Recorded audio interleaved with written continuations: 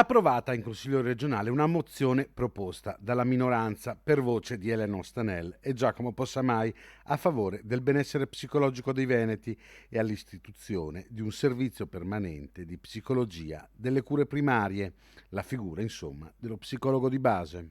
C'è un'estrema necessità di persone che riescono a prendere in carico la salute mentale dei cittadini e le cittadine e soprattutto dei giovani.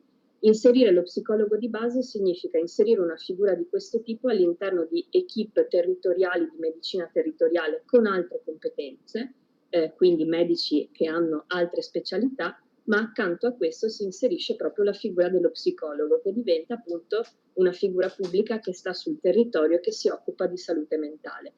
In Veneto è stata significativa la richiesta del bonus psicologo, un primo passo per rendere più accessibili a tutti le cure psicologiche.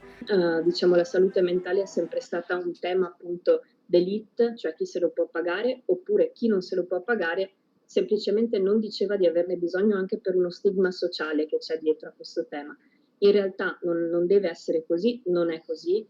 Ci vuole un supporto economico sia per le persone che non se lo possono appunto permettere, il bonus psicologo io credo sia importante per andare in questa direzione, ma sarebbe importante che la platea fosse ampliata. Ci sono sicuramente tantissime persone che non hanno nemmeno fatto l'accesso perché sapevano che i fondi non erano sufficienti e quindi che non avrebbero avuto l'ok.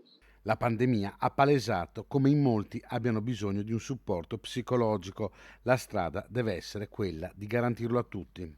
Poter partire dalla regione con più finanziamenti per superare quel 5% che è troppo poco di finanziamento alla salute mentale, per proprio finanziare il lavoro di queste equip territoriali con una figura che è uno psicologo all'interno. In questa maniera il Veneto potrebbe far sì che l'accesso alla cura, alla salute mentale, anche per chi non se lo può permettere, sia pubblico.